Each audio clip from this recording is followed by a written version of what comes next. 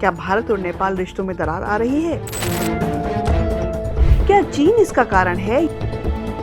यही नेपाल भारत को लेकर ऐसे बयान दे रहा है कि नई दिल्ली को सार्वजनिक रूप से प्रतिक्रिया देनी पड़ी है कि आखिर नेपाल चाहता क्या है। नेपाल भारत का एक ऐसा पड़ोसी जिसके नागरिक भारत में बिना वीजा आ जा सकते हैं, जहां की बेटियां भारत में बहू बनकर आती हैं और जिसके हजारों युवा भारत में काम करते हैं, जिसके सैनिक भारतीय सेना में अपनी बहादुरी की मिसाल छोड़ चुके हैं और जहां जनकपुर को माता सीता की जन्मभूमि माना जाता है। लेकिन पिछले कुछ दिनों से यही नेपाल भारत को लेकर ऐसे बयान दे रहा है कि नई दिल्ली को सार्वजनिक रूप से प्रतिक्रिया देनी पड़ी है। तो सवाल यहाँ ये है कि आखिर नेपाल चाहता क्या है? क्या भारत और नेपाल रिश्तों में दरार आ रही है? क्या चीन इसका कारण है या फिर 200 साल पुराना इतिहास एक बार फिर वर्तमान की राजनीति में लौट आया है? तो चलिए इन सभी सवालों के जवाब आज इस वीडियो के जरिए जानते हैं।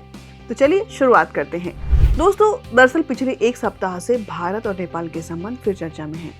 नेपाल की ओर से सीमा विवाद के समाधान में तीसरे पक्ष की भूमिका की बात सामने आई है और भारत ने इसका तुरंत जवाब भी दिया। संदेश बिल्कुल साफ था कि भारत और नेपाल के बीच का मुद्दा है तो समाधान भी भारत और नेपाल ही निकालेंगे।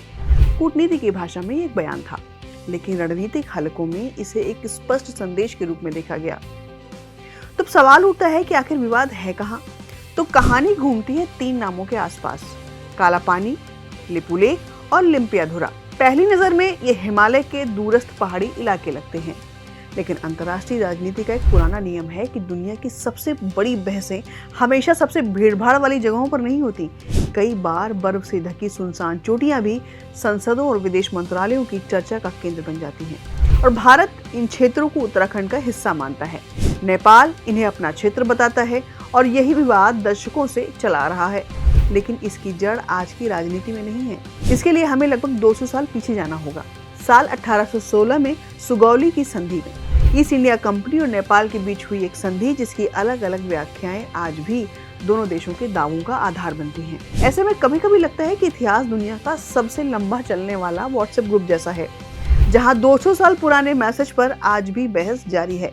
लेकिन हालिया विवाद केवल इतिहास की वजह से नहीं है, कहानी में एक नया मोड़ भी है। हाल ही में भारत और चीन के बीच कैलाश मानसरोवर यात्रा को पुनः शुरू करने की प्रक्रिया आगे बढ़ी है और इस यात्रा का एक महत्वपूर्ण मार्ग लिपुलेख दर्रे से होकर गुजरता है और लिपुलेख वही इलाका है जिस पर नेपाल दावा करता है।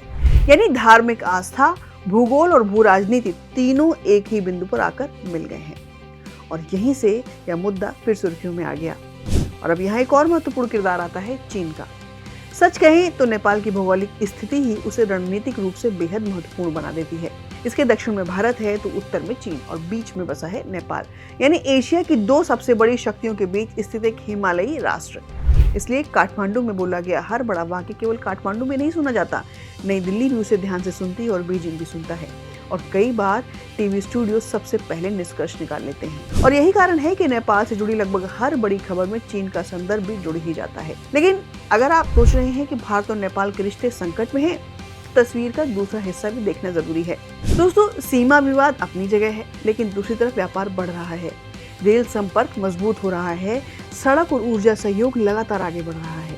नेपाल भारत को बिजली निर्यात कर रहा है। दोनों देशों के बीच आर्थिक संबंध पहले से और अधिक गहरे हो रहे हैं और लाखों लोग पहले की तरह सीमा पार आ जा रहे हैं। यानी ऊपर से देखने पर बहस दिखाई देती है, लेकिन नीचे से देखने पर साझेदारी। और यही भारत नेपाल रिश्तों की सबसे दिलचस्प विशेषता है। दरअसल भारत और नेपाल का रिश्ता केवल विदेश नीति का विषय नहीं है, या काशी और पशुपतिनाथ का रिश्ता भी है, या अयोध्या और जनकपुर का रिश्ता भी है, या साझा संस्कृति, साझा आस्था और साझा स्मृतियों का रिश्ता है। यह उन परिवारों का रिश्ता है जिनके रिश्तेदार सीमा के दोनों ओर रहते हैं। और शायद यही कारण है कि जब दोनों देशों के बीच कोई तनाव सामने आता है तो लोगों को चिंता भी होती है, क्योंकि यह रिश्ता सामान्य नहीं है। यह उन दुर्लभ रिश्तों में से है जहां सीमा 2 देशों को अलग करती है, लेकिन समाजों को नहीं।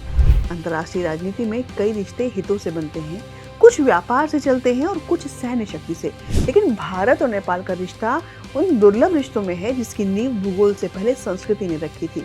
इसलिए विवाद तो आते जाते रहेंगे, बयान आते रहेंगे, राजनीतिक मतभेद भी सामने आते रहेंगे, लेकिन जब तक हिमालय खड़ा है, जब तक पशुपतिनाथ और काशी के बीच श्रद्धा का प्रवाह बना हुआ है, तब तक भारत और नेपाल का रिश्ता किसी एक बयान, किसी एक विवाद या किसी एक राजनीतिक घटना से परिभाषित नहीं होगा, क्योंकि कुछ रिश्ते समझौतों से नहीं बनते, वे सदियों की साझी स्मृतियों से बनते हैं। और भारत नेपाल का रिश्ता उन्हीं दुर्लभ रिश्तों में से एक है। आपकी इस बारे में क्या राय है? कमेंट सेक्शन में जरूर बताइएगा, हमें इंतजार रहेगा। धन्यवाद।